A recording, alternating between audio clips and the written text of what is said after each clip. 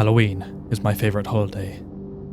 Is, not was, despite the events that unfolded one crisp Hallows Eve when I was about 16. At the time, I lived with my parents, younger brother, older stepbrother, and cousin in a big but old house that sat in a cul-de-sac close to the main street. Behind it ran an alleyway flanked by apartments, and it had a huge yard that my basement bedroom looked out onto. We lived in a small town. Crime seemed minimal in the area, and I'd made my way out that Halloween night to make the most of the best day of the year. It wasn't just what happened that night though. It was of course what came after, and one small incident that came before.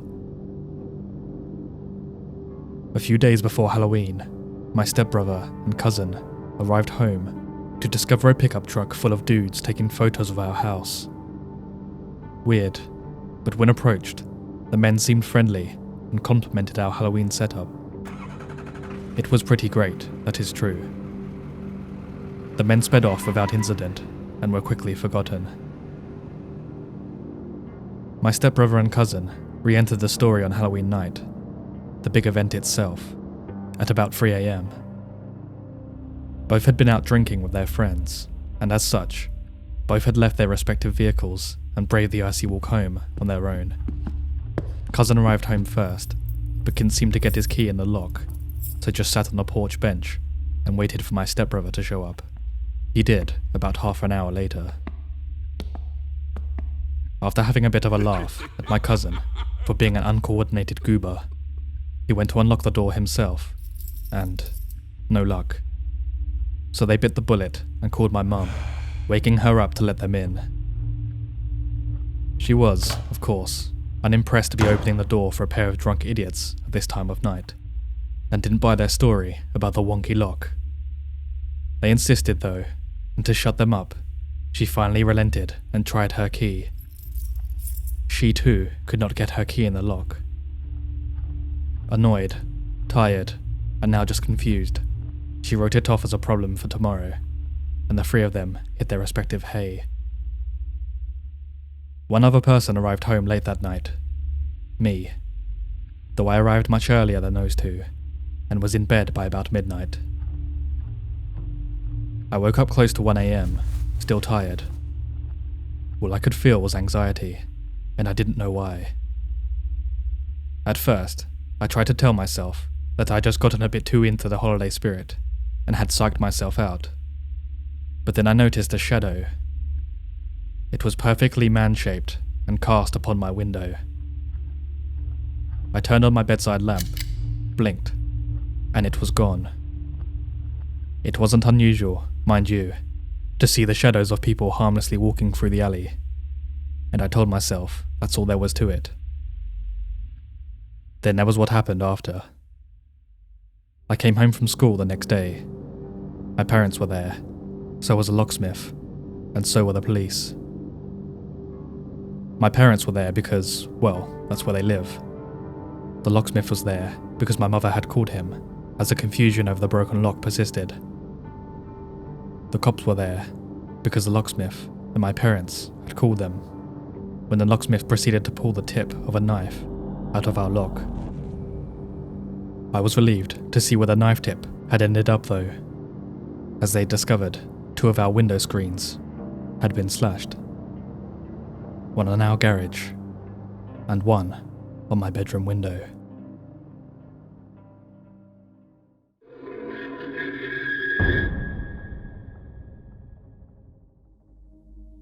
It's Halloween, and this just happened a few hours ago. I have called and reported it to the police, and I'm home safely, but guess I am still in shock. I could do with putting it down in writing to process it, and figured this is as good a place as any to share what happened. I finished work early today, and so decided to go out for a run. I set out around 4:30, and decided my usual routes which cross many roads would not be very practical, and so I took an alternate route along a canal towpath and some pathways through woods that I knew would be less busy. Everything was going well. I was pushing myself steadily, until I got to a pathway on the way back, around 6 kilometers into the route. It is a long straight path with a canal on the left side, and on the right there is wasteland where some factories used to be, but have mostly been demolished. It has been left abandoned for as long as I can remember, and is overgrown with trees and weeds, but there are the odd bits of an old factory that for some reason weren't fully demolished. As I got level with one part of the factory, which still had some old metal fire escape steps attached to it, I noticed a rough-looking guy sitting on the wall with his legs hanging down. He jumped to his feet as he saw me coming and shouted something, but I couldn't make it out. As I came level to where he was, I heard him say, "Wait there, can you help me find my phone?" He said this while he was running down the steps, and so I stopped as I got level with where the bottom of the steps were, meaning we were standing just a few feet apart, but with a fence in between us. It was a really old iron fence with vertical metal bars that have spikes at the top, like you sometimes see around churches and things. He asked me if I could help him find his phone, again, saying he had dropped it somewhere nearby, and asked if I could ring his number so he could listen for it. I felt I couldn't exactly refuse as my phone was strapped to my arm, so I said he could tell me the number, and I took my phone off my arm and unlocked it. He blurted out a phone number, but said it far too fast, and it didn't begin with 07, which made me start to feel like something wasn't right. Although I was beginning to suspect at this point, I wasn't really worried. I'm in pretty good shape, had a big size and weight advantage over him, plus there was a fence between us. He didn't seem in very good physical shape, and seemed like he might be homeless. I figured, if he was trying to mug me for my phone, his only chance would be if he pulled a knife, so I made sure to stay a good distance away from the fence, and kept my eye on where his hands were. So I told him I didn't catch any of the numbers, because he said it too quickly, and he came out with another number. This time, it did have 07 at the beginning. I entered 7 numbers, and then he started to look around and said, "I can hear it, come and help me look," as he looked around at the ground. I was about to say that I hadn't even finished dialing when a much larger black guy appeared from behind a section of wall to my right. He was also really scruffy looking, and from the look of his eyes, it seemed like he was on drugs.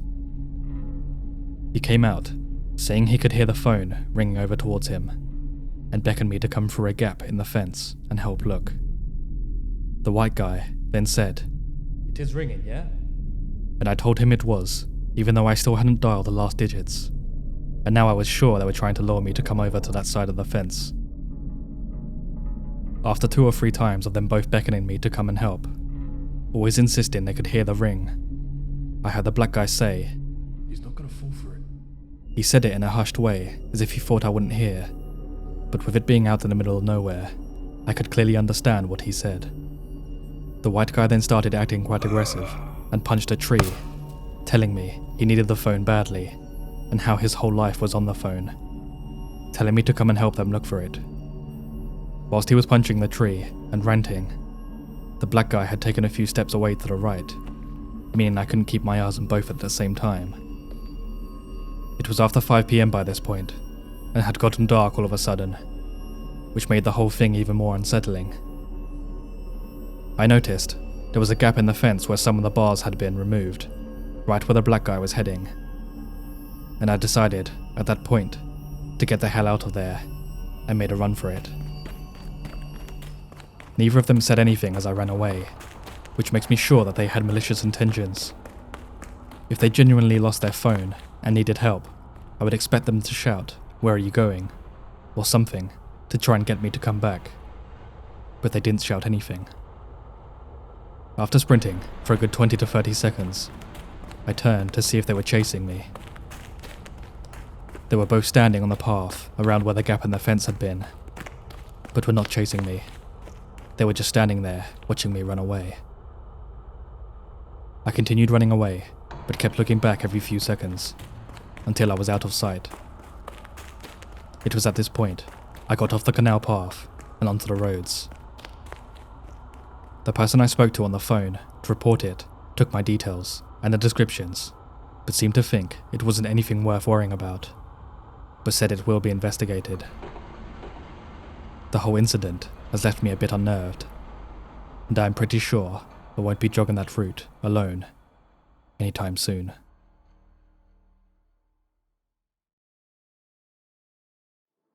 Before I continue with the final story, if you've enjoyed this video so far, please leave a like, a comment, and subscribe to see future content from me, as well as help me in the algorithm. Thank you.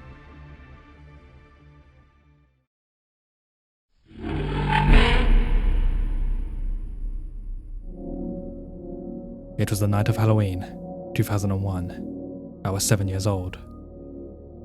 My mum helped me remember this one, so if there are further questions, I will ask her, as she remembers the night vividly. It was freezing, probably within the 20 to 30 degree range. I was hell-bent on going out anyways.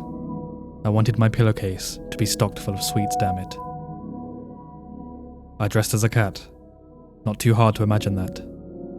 Now at the time, I had zero idea, but my rockstar mum was on it, and you can thank her for her on-par memory. My mum noticed a very tall man dressed in all black. Mum said he had black jeans on, a black trench coat, and a black hockey mask. He had no kids with him, so that was a huge red flag to my mum.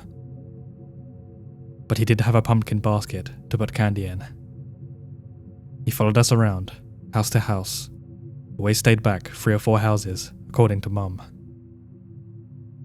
After 20 or so minutes, she shrugged it off, thinking this was some really tall kid just innocently out trick-or-treating. But the more she said she kept shrugging it off, the more uneasy she felt. Now I do remember, my pillowcase was only half full. My mum was hurrying us home, and I was super pouty about it. I do not, however, remember my mum putting the house on lockdown after we got through the front door, but she remembered and said she did it very quickly. I ate some candy, brushed my teeth, and got into bed. Mum laid down next to me. I remember this, and thought it was a little weird, since I was sleeping on my own at 7. And this is where my mum really helped me out with the story, as I had no idea until we talked about it earlier. Fast forward to the morning. There was a pumpkin basket full of candy with a note on top that said meow and chicken scratch on our front porch, right outside the front door. My mum threw out the candy in case it was tampered with, and she burned up the note. Now what creeps me out, and I just found out from my mum earlier, is that in the middle of the night, she got up from my bed to recheck the house, looked out of the window, and saw him, in our front lawn, staring at the house, with a pumpkin basket in his hand. She didn't think he noticed her, so she called the police immediately. She briefed the officer on what happened. The officer said he'd do a few rounds and patrol the area. My mum never heard back from the officer that night, or ever, she said.